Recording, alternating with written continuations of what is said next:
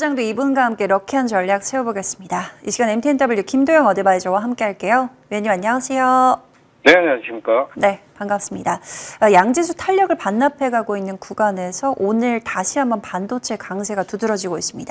엔비디아발 훈풍에 반도체 투톱을 중심으로 한 강세가 이어지고 있는 하루인데요. 삼성전자는 장중에 5%대 강세, SK하이닉스는 다시 한번 신고가를 경신했습니다. 이 반도체 가격 상승에 따른 이 쇼티지 현상이 지속이 되고 있는 가운데 어떠한 전략들이 필요한지 여쭤보도록 하고요. 저희 궤를 같이 하는 섹터죠. 에너지 보겠습니다. 글로벌 빅테크 기업들의 투자 확대가 지속이 되고 있는 가운데 변압기, 전력 관련 대장주를 중심으로 한 강세 두드러지고 있습니다. 자, 오늘은 하나솔루션을 중심으로 태양광 종목군들도 강하거든요. 전략 한번 들어볼게요. 네, 지금 현재 시장은 오후장 들어와서 오전에 상승했던 모습들을 반납하는 그런 모습이 좀 나타나고 있어요. 삼성전자나 SK하이닉스가 음봉전하는 그런 모습과 상승폭 반납이라고 하는 것이 현재 국내의 환율 관련된 리스크가 조금 더 부각되면서 그 관련된 리스크를 해소하고 있는 그런 상황이다라고 볼 수 있습니다. 하지만 오전 시장의 반도체 섹터의 추가 상승에 대한 원동력은 상당히 강하게 나타나고 있다라고 볼 수 있고요. 이 반도체 쇼티지, 한마디로 부족 현상이 반도체 가격을 오늘도 끌어올리는 그런 모습이 나타나고 있다는 것은 비단 우리나라뿐만 아니라 글로벌 시장의 현 상황이다라고 볼 수 있습니다. 이 안에서 반도체 부족 현상은 내년과 내후년까지 확대되면서 지금 2027년 물량에 대한 협상이 진행되고 있는 것을 감안한다면 추가 상승을 훨씬 더 기대할 수가 있겠다라고 보겠습니다. 가장 중요한 건 이건 것 같아요.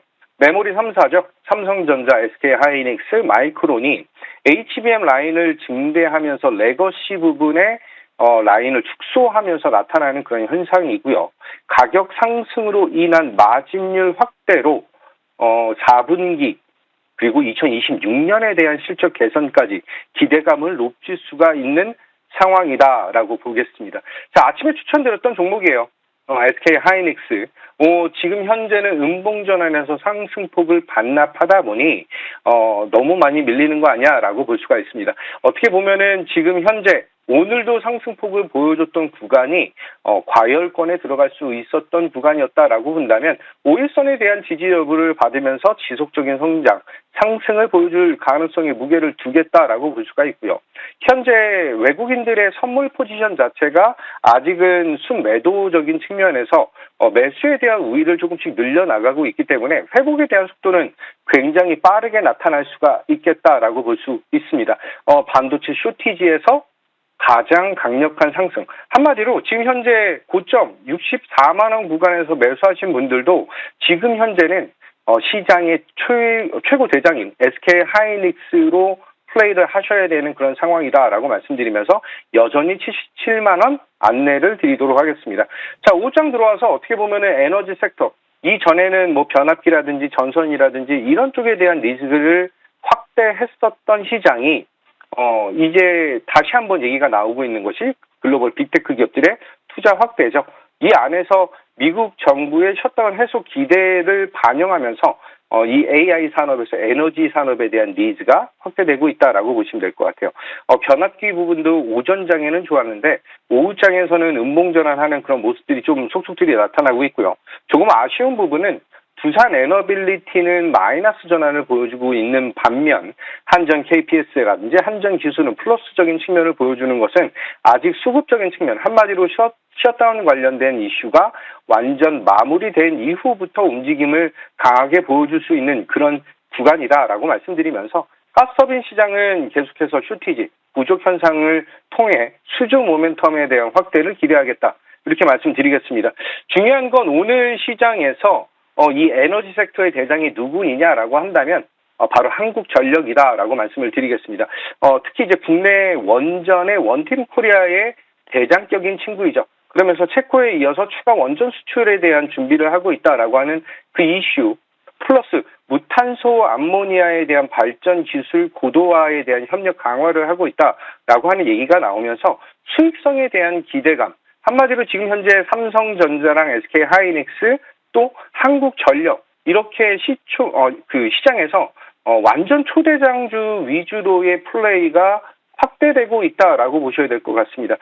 수급에 대한 확대가 나타나면서 이 한국전력을 제가 8월 6일 날 안내를 드렸던 종목인데 9월달은 어느 정도 조금 횡보적인 측면을 보였다라고 한다면 10월달의 신고가 돌파와 오늘은 다시 한번 레벨업이 나타나는 그런 구간까지 나타나고 있다라고 보시면 될 것 같아요.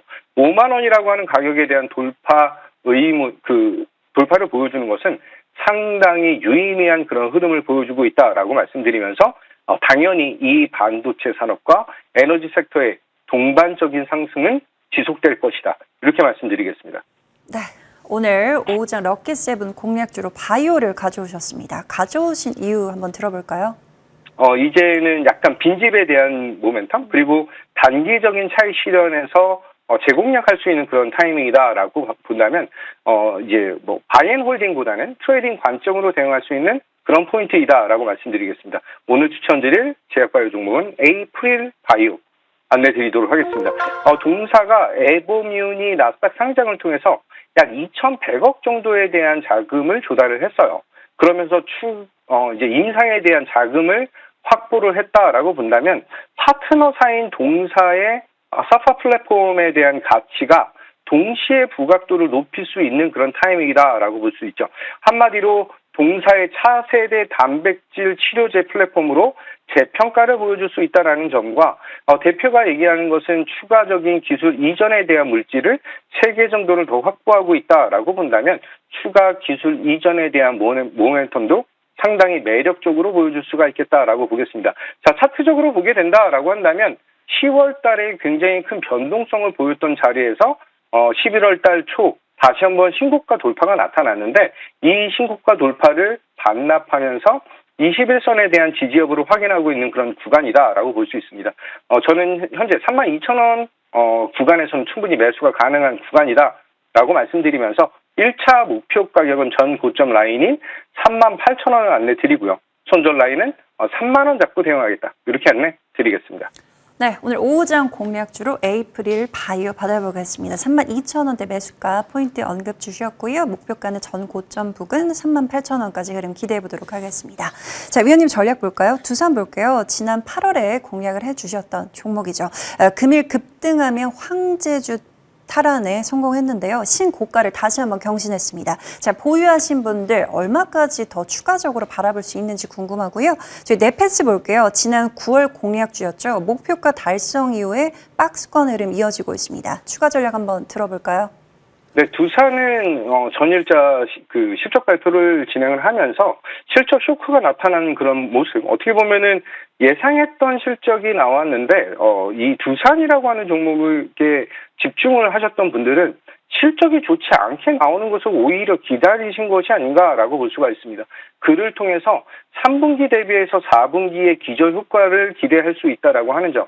특히 오늘 100만 원이라고 하는 가격에 대한 재돌파와 안착에 대한 흐름은 추가적인 성장에 대한 모멘텀을 보여줄 수가 있고 4분기 두산전자의 비지산업의 확대로 인해서 두산전자에 대한 매출만 7천억 원을 돌파할 것으로 기대를 하고 있다라고 볼 수 있습니다. 한마디로 지금 현재 100만 원 안착 황제주로서에 대한 위험을 제대로 보여주고 있는 구간에서 목표 가격 120만 원 여전히 유지하면서 대응하겠다라고 말씀드리고 만약에 100만 원이 깨진다라고 했을 때는 추가적인 전략적인 포인트를 잡고 대응하셔도 굉장히 매력적인 투자 부분을 보여줄 것이다라고 보겠습니다. 특히 제가 8월 달에 안내드렸던 두산이 급락하는 구간이었거든요.